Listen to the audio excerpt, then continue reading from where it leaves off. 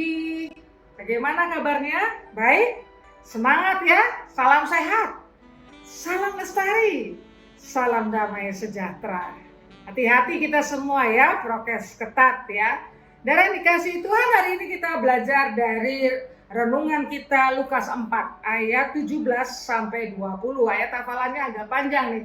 18-19 ya, saya bacakan untuk kita sekalian.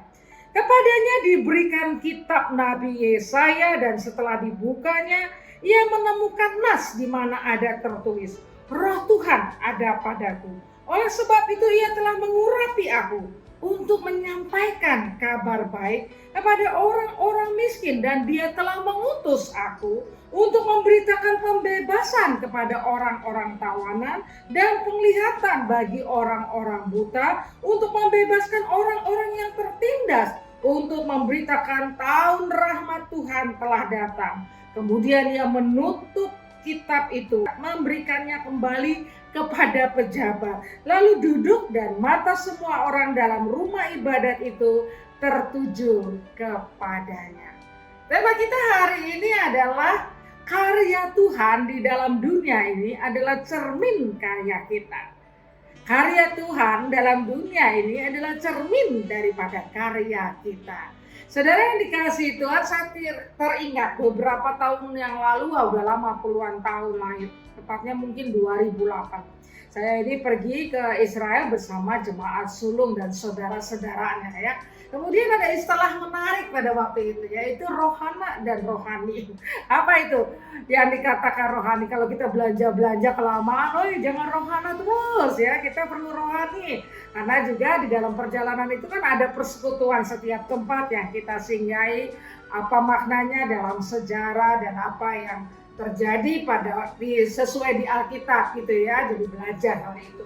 Yang menarik tadi rohana dan rohani. Sebenarnya istilah itu nggak terlalu tepat ya, karena hidup kita itu nggak ada dualisme rohana, rohani. Kalau rohana kita boleh suka-suka, kalau rohani kita kayak di gereja tuh rohani. Nggak ada ya, istilah itu sebenarnya nggak ada ya, itu kan bercandaan. Sebenarnya hidup kita itu semua rohani. Bahkan ada nyanyian yang mengatakan ketika kita bermain pun itu di dalam keadaan Tuhan memimpin kita dalam keadaan bermain ya. Jadi mau di pasar bermain ataupun kita di mana-mana, itu semua juga di dalam keadaan rohani ya. Rohani itu bukan sikap berdoa saja, tetapi sikap hidup kita yang taat kepada Tuhan. Dan yang dikasihi Tuhan, tadi kita membaca sebuah teks ya. Teks inilah yang sebenarnya menginspirasi kita bahwa di dalam hidup ini, apa sih isi hidup kita kalau nggak ada rohana lagi, tapi semua hidup bermain pun rohani, yaitu kita diinspirasikan bagaimana Allah berkarya. Nah, karya Allah itu cermin daripada karya kita juga di tengah dunia ini. Kalau kita melihat tadi, Tuhan mengatakan dia diutus untuk membebaskan orang tawanan, untuk penglihatan bagi orang buta, orang yang tertindas, artinya juga keadilan. Jadi persoalan kehadiran Tuhan itu bukan hanya masalah dosa kita dibereskan, tetapi Tuhan punya compassion kepada orang yang buta untuk disembuhkan, orang yang tertawan, ya, orang yang tertindas. Makanya kita kalau di dalam kehidupan bermasyarakat ada orang yang tertindas, yang dilecehkan secara hukum, kita harus belain. Karena apa? Kita dipanggil untuk membebaskan orang yang tertindas ya. Kita dipanggil untuk situasi seperti trafficking, kan mengerikan ya, penjualan manusia di Indonesia ini cukup banyak. Kemudian kita persoalan-persoalan bencana, persoalan ketidakadilan macam-macam, tanah, itu sebenarnya menjadi karya kita juga di tengah-tengah dunia ini.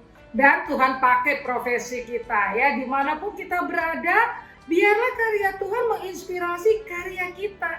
Apa yang Tuhan lakukan di tengah dunia ini cerminan bahwa kita pun harusnya melakukan hal yang sama. Sekalipun kita dalam keluarga, dalam bermain, atau kita di dalam pekerjaan kita masing-masing. Dari dikasih Tuhan tidak ada lagi ya rohana dalam hidup kita. Semuanya rohani di dalam hidup kita. Karena kita punya karya yang dititipkan Tuhan untuk kita lakukan sepanjang kehidupan kita. Pertanyaannya singkat saja di dalam renungan ini. Apakah saudara dan saya masih ada dalam inspirasi karya Allah? Jelas sekali waktu Yesus datang ke dalam dunia, dia membebaskan orang, dia menyembuhkan orang, dia juga mengajak pertobatan. Jadi bukan hanya persoalan dalam rohani, tapi fisik, mental, semuanya kehidupan ini menjadi bagian daripada karyanya. Mari kita juga mempunyai karya yang mirip dengan karya daripada Allah. Kan gak bisa sama, wong dia Tuhan, kita manusia ya. Tetapi kita itu searah dengan karya Tuhan. Dan sekali lagi tidak ada rohani. Pertanyaannya tadi, jangan lupa bahwa kita harus berkarya seperti karya Kristus di tengah dunia ini. Apakah masih kita lakukan? Biarlah Tuhan menolong kita untuk terus berkarya. Ya Tuhan, tolonglah kami supaya kami ingat bahwa dalam hidup ini kami tidak bermain-main.